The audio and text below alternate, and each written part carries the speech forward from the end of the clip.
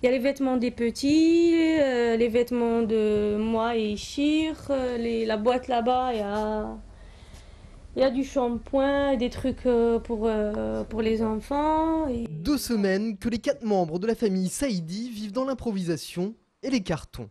Leur précédent logement était insalubre, il a fallu le quitter.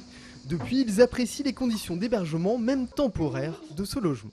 Le premier appartement, c'était une pièce, on était tous ensemble, personne... de toute façon, mes enfants, ils étaient juste à côté de moi. Maintenant, les enfants, ils circulent, ils vont à la douche alors qu'on n'avait pas une douche. Ils vont à la douche tous les jours, dans la baignoire, ils sont très contents.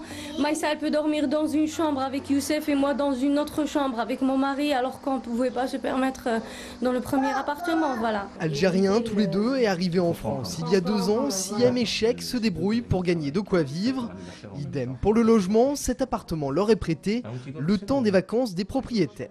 Je peux vous assurer que cette famille met tout en œuvre pour s'intégrer, pour s'en sortir dans notre pays. Ce sont des gens qui ne trichent pas, qui ont très peu sollicité les services sociaux, donc ils ne sont pas là pour profiter du système français tel qu'on a l'habitude de l'entendre. On va sortir des clichés. En dépit de son exemplarité, dans 2 semaines, la famille Saïdi n'aura plus de solution pour se loger. De son côté, la préfecture indique que leur dossier de régularisation est en cours de constitution.